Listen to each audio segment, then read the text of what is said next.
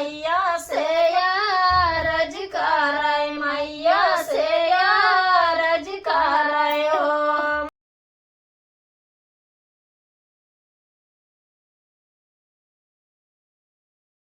नमस्कार दोस्तों, मैं सन्नू दी गीत पर आपका स्वागत करती हूँ। आज ये बहुत ही प्यारा ये सोहर गीत लेकर आई हूँ। अच्छा लगे तो लाइक सब्सक्राइब जरूर करिए, कमेंट में जरूर बताइए हमारा गीत कैसा लगा। और गीत अच्छा लगे तो फुल वॉच करिएगा। हमारा वीडियो सुबह 9 बजे जाता है, आप लोग जरूर सपोर्ट करिएगा दोस्तों। धन्यवाद। गोरे बादनवा के गोरिया दरवाजा पे ठाड़ी दया नवाचे निर्भय हो। गोरे बादनवा के गोरिया दरवाजा पे ठाड़ी नया नवाचे निर्भय हो। घोड़ा चढ़ा लाया ये राजा तौरनिया से रज कराए, रनिया से रज कराए हो। रनिया कवना दी पता तोहरे जियरा नया ना बीचे निर्भय, नया ना बीचे निर्भय हो। रनिया कवना भी पता तोहरे जियरा नया ना बीचे निर्भय, नया ना बीचे निर्भय हो। रनिया की तोरा सास दुख दीना नाना दगारी आवाई, नाना दगारी आवाई हो। रनिया की तोरा नहीं हरहा नया ना बीचे निर्भय, नया ना बीचे निर्भय हो। रनिया की तोरा नहीं हरा दुर्भय, नया ना बीचे निर्भय, नया ना बीचे निर्भय हो। इतना बचाना सोना रनिया तो राजा से रज कराए, राजा से रज कराए हो। राजा नहीं मोरा सास ससुर दो दीना नाया दिगरी आवन।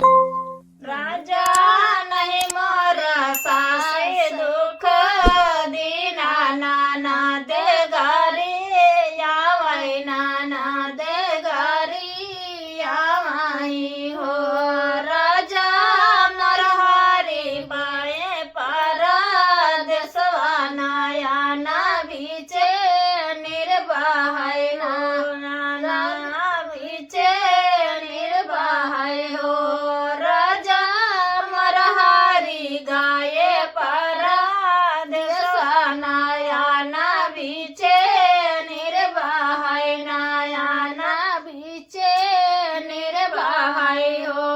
इतना बचाना सोना राजा तो रानी आया रज कराए, रानी से रज कराए हो। रानी लाई लेते डाली भरा सोनवाया चारा भरिया सर पिया चारा भरिया सर पीने हो। रनिया चली चलाओ हमरे संगरी दूनाओ जाने रहबाई, दूनाओ जाने रहबाई हो। रनिया चली चलाओ हमरे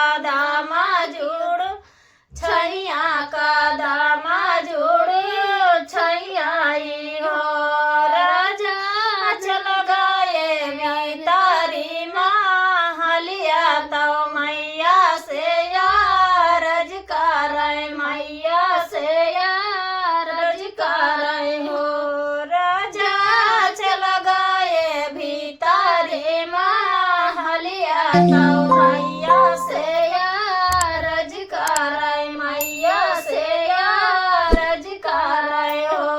मैया तोहरा बाहुरिया बाहुरैया या पाना नाही चिन्हैया, पाना नहीं जानाई हाँ। मैया तोहरा बाहुरिया बाहुरैया या पाना नहीं चिन्हैया, पाना नहीं जानाई हो।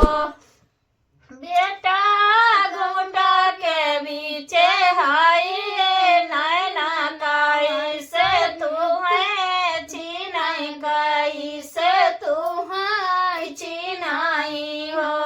बेटा घुंघटा के बीचे हाय नैना कैसे तू है चिन्है, कैसे तू है चिन्है हो।